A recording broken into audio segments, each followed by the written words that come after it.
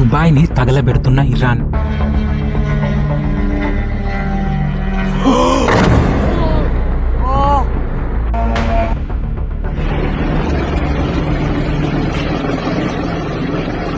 అర్ధరాత్రి ఒక్కసారిగా వందల కొద్ది మిసైల్స్ అండ్ డ్రోన్స్ తో ఇరాన్ దాడి చేసింది. ప్రపంచంలోనే కారాఫ్ అడ్రస్ అయిన బుర్జ్ ఖలీఫాని ఇరాన్ టార్గెట్ చేసింది. ఫిబ్రవరి 28 రాత్రి 10:55 ఇరాన్ యుఏఈ పై మిసైల్స్ అండ్ డ్రోన్స్ తో విరుచుకుపడింది. అమెరికా, ఇజ్రాయెల్ దళాలు ఇరాన్ సుప్రీం లీడర్ అలీ ఖమీనీని హతమార్చడంతో ఇరాన్ పిచ్చెక్కిపోయింది. యుఏఈలో అమెరికా మిలిటరీ బేసెస్ ఉన్నాయన్న కారణంతో యుఏఈని టార్గెట్ చేసి అటాక్ చేసింది ఇరాన్. ప్రపంచంలోనే అత్యంత రద్దీ అయిన దుబాయ్ ఇంటర్నేషనల్ ఎయిర్పోర్ట్ ఫ్లైట్స్ ని క్యాన్సిల్ చేశారు. దీనివల్ల 60,000 మంది ప్రయాణికులు ఎయిర్పోర్ట్ లో చిక్కుకుపోయారు. అయితే ఇరాన్ ఎయిర్పోర్ట్స్ ని కూడా వదలలేదు.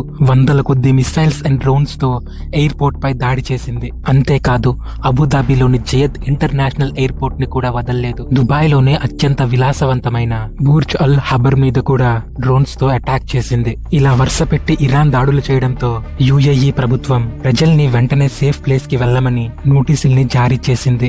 అంతేకాదు మార్చి 2 నుంచి 4 వరకు అన్ని స్కూల్స్ మరియు కాలేజెస్ ను క్లోజ్ చేయించింది. ఇప్పుడు దుబాయ్ పరిస్థితి ఎలా ఉందంటే పచ్చని వనంలో కారు చుచ్చు పెట్టినట్టయింది. అయితే ఇక్కడ ఆందోళన కలిగించే విషయం ఏంటంటే బ్రతుకు తెరువు కోసం, ఉద్యోగాల కోసం యుఏఈ వెళ్లిన మన భారతీయులు. అక్కడ 35 లక్షల మందికి పైగా మన భారతీయులు ఉన్నారు. అందులో మన ఆంధ్ర, తెలంగాణకి చెందిన వాళ్ళు లక్షల మంది ఉన్నారు. దుబాయ్ ఎయిర్పోర్ట్ క్లోజ్ చేయడంతో ఇండియాకి తిరిగి రావాల్సిన ఎంతో మంది తెలుగు వాళ్ళు ఎయిర్పోర్ట్ లోనే బిక్కుబిక్కుమంటూ గడుపుతున్నారు. ఇటు మన దేశంలో వాళ్ళ కుటుంబాలు తమ వాళ్ళ సిచ్యువేషన్ ఏంటో తెలియక కంగారు పడుతున్నారు. అయితే ఇది తెలుసుకున్న మన ఇండియన్ ఎంబసీ వెంటనే ఎలక్ట్ అయ్యింది. దుబాయ్, అబుదాబిలో ఉన్న మన భారతీయుల కోసం ఎమర్జెన్సీ హెల్ప్ లైన్ నెంబర్స్ ని జారీ చేసింది. మీ బంధువులు కానీ, మీ ఫ్రెండ్స్ కానీ దుబాయ్, అబుదాబిలో ఉంటే వాళ్ళకి గనక ఎమర్జెన్సీ అయితే మన ఇండియన్ ఎంబసీని కాంటాక్ట్ అవ్వమని చెప్పండి. అసలు ఇరాన్ దుబాయ్ ని ఎందుకు టార్గెట్ చేసింది? ఇరాన్ వేసిన ఆ మాస్టర్ ప్లాన్ ఏంటి? మిడిల్ ఈస్ట్ లో అసలేం జరుగుతుంది? దీని వల్ల భారత్ ఎఫెక్ట్ అవుతుందా? ఈ షాకింగ్ విషయాలు తెలుసుకోబోయే ముందు మీకు ఒక చిన్న రిక్వెస్ట్. ఇలాంటి పవర్ఫుల్ అనాలిసిస్ మరియు ఎవ్వరికీ తెలియని హిడెన్ ఫ్యాక్ట్స్ ఎప్పటికప్పుడు తెలుసుకోవడానికి మన ఛానల్ ని సబ్స్క్రైబ్ చేయండి. అలానే ఆ బెల్ ఐకాన్ ని ఆల్ లో పెట్టుకోండి. వీడియోని లైక్ చేయడం మర్చిపోవద్దు. అప్పుడే మరిన్ని వీడియోస్ చేయడానికి నాకు ఒక మోటివేషన్ లా ఉంటుంది. ఇంకా పాయింట్ కి వస్తే ఇరాన్ దుబాయ్ ని ఎందుకు టార్గెట్ చేసింది? ఎందుకంటే చుట్టూ సౌదీ అరేబియా ఉంది, ఖతార్ ఉంది, కువైట్ కూడా ఉంది.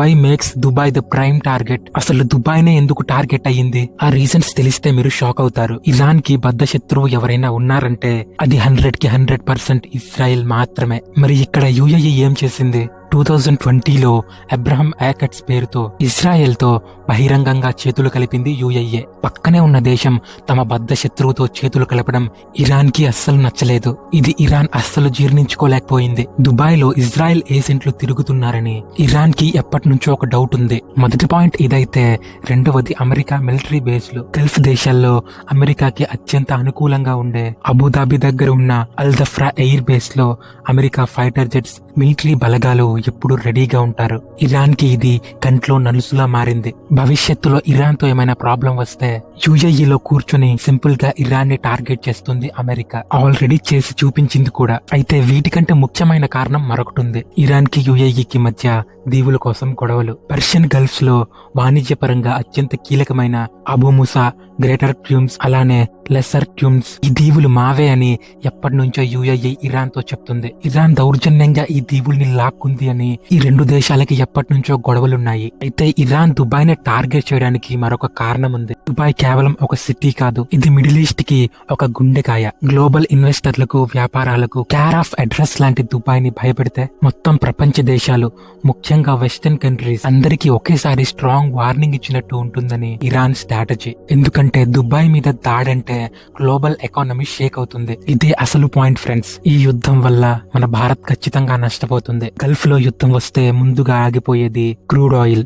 మనం 80% ఆయిల్ అక్కడి నుంచే కొంటున్నాం. అయితే మీలో కొంతమందికి ఈ డౌట్ వస్తుంది, రష్యా మనకి ఆయిల్ ని అమ్ముతుంది కదా. ఇక్కడే ఒక చిన్న మెలిక ఉంది. ఒకప్పుడు మనం రష్యా నుంచి దాదాపు 40% ఆయిల్ ని కొనేవాళ్ళం. కానీ లేటెస్ట్ 2026 లెక్కల ప్రకారం అమెరికా పెట్టిన ఆంక్షల కారణంగా మనం రష్యా నుంచి 21% మాత్రమే క్రూడ్ ఆయిల్ ని కొంటున్నాం. అంటే రష్యా సప్లై బాగా తగ్గిపోయింది. మళ్ళీ మనం ఆయిల్ కోసం మిడిల్ ఈస్ట్, సౌదీ, యుఏఏ మీదే ఆధారపడుతున్నాం. సో భారత్ ఆయిల్ కోసం ఇబ్బంది పడే ఛాన్స్ ఉంది. అయితే ఇప్పుడు ప్రపంచాన్ని వణికిస్తున్న ఒకే ఒక్క భయంకరమైన ప్రశ్న, ఈ ఇరు దేశాల మధ్య జరుగుతున్న దాడులు మూడవ ప్రపంచ యుద్ధానికి దారితీస్తుందా? వినడానికి షాకింగ్ గా ఉన్న గ్రౌండ్ రియాలిటీ చూస్తే అలానే అనిపిస్తుంది. ఎందుకంటే ఈ యుద్ధం ఇరాన్, దుబాయ్ల మధ్య ఆగేలా లేదు. అసలు గేమ్ ఇక్కడే మొదలైంది. యుఏఈ అంటే అమెరికాకి ఒక బంగారు బాతు లాంటిది. అబుదాబి దగ్గరున్న అల్దఫ్రా ఎయిర్ బేస్ లో వేలాది మంది అమెరికన్ సైనికులు అత్యాధునిక ఫైటర్ జెట్స్ తో ఎప్పుడు వార్ అన్నా సరే రెడీగా ఉంటారు. ఇరాన్ మీద అమెరికా బాంబులు వేస్తే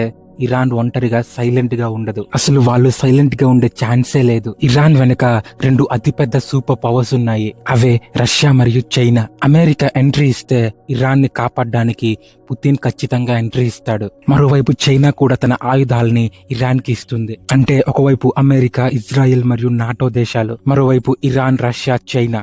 ఇది మూడో ప్రపంచ యుద్ధానికి ఒక పర్ఫెక్ట్ బ్లూ ప్రింట్ అవుతుంది. ఇంకో భయంకరమైన నిజం ఏంటంటే ఇరాన్ దగ్గర సీక్రెట్ గా న్యూక్లియర్ వెపన్స్ ఉన్నాయేమో అని ఒక అనుమానం ఉంది. ఒకవేళ ఈ యుద్ధంలో 2 బద్ధ శత్రు దేశాలు ఇరాన్ అండ్ ఇజ్రాయిల్ డైరెక్ట్ గా రంగంలోకి దిగితే అత్యంత సేఫ్ కంట్రీస్ గా పిలువబడే మిడిల్ ఈస్ట్ దేశాలు బూడిద అవ్వక తప్పదు. అదే గనక జరిగితే ప్రపంచ ఎకానమీ కుప్పకూలిపోవడం మాత్రమే కాదు, మనం మన చరిత్రలో ఎప్పుడూ కని విని ఎరుగని ఒక విధ్వంసాన్ని మన కల్లారా చూస్తాం. ఎందుకంటే ఒకప్పుడు మనుషులు తుపాకులతో యుద్ధం చేసేవాళ్ళు, కానీ ఇప్పుడు యుద్ధం అంటే టెక్నాలజీ, టెక్నాలజీ అంటే యుద్ధం. ప్రెసెంట్ సిచ్యువేషన్ చూసుకుంటే టెక్నాలజీ వార్ఫేర్ లో అమెరికా ఫస్ట్ ప్లేస్ లో ఉంది. ఒక దేశ సుప్రీం ని వాళ్ళ గడ్డలో అంతం చేశారంటే ఇంకా అమెరికా ఈ వార్ లో ఫుల్ ప్లెడ్జ్డ్ గా ఎంటర్ అయితే టోటల్ గా యుద్ధ రంగం మొత్తం మారిపోతుంది. ఎప్పుడు పీస్ అనే ట్రంప్ చేతుల్లోనే యుద్ధం మొదలవుతుంది. B2 బాంబర్ గనక గాల్లో ఎగిరితే యుద్ధం మొదలైనట్టే. ఇప్పుడు మన భారత్ పరిస్థితి ఏంటి? మనం ఇప్పుడు ఏం చేయాలి? ఎవరి వైపు నిలబడాలి? ఎవరికి సపోర్ట్ చేయాలి? ఈ పరిస్థితి మన దేశాన్ని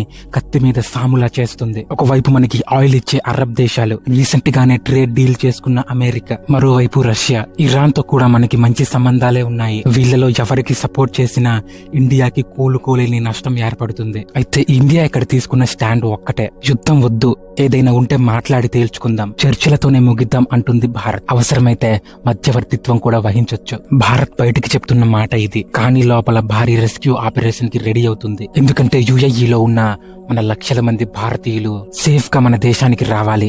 అదే మన మెయిన్ ఎయిమ్. ఇప్పటికే మన navy, air force high alert లో ఉన్నాయి. ఏ క్షణమైనా ఏమైనా జరగొచ్చు. ఒకవేళ ఈ యుద్ధం మరింత ముదిరితే భారత్ ఎవరి వైపు నిలబడాలి? ఇరాన్, రష్యా వైపా, లేదా అమెరికా, యుఏఈ వైపా? ఈ దాడుల కారణంగా మూడో ప్రపంచ యుద్ధం మొదలైనట్లేనా? ఇండియాకి ఆయిల్ క్రైసిస్ తప్పదా? ఖచ్చితంగా మీ అభిప్రాయాన్ని కామెంట్స్ లో తెలియజేయండి. ఈ వీడియో వెనక ఉన్న అనాలిసిస్ మీకు నచ్చితే వెంటనే లైక్ చేసి మీ ఫ్రెండ్స్ అండ్ ఫ్యామిలీకి షేర్ చేయండి. అలానే మన ఛానల్ ని సబ్స్క్రైబ్ చేయడం మర్చిపోవద్దు. మరో పవర్ఫుల్ ఇన్ఫర్మేటివ్ వీడియోతో మళ్ళీ కలుద్దాం. జై హింద్.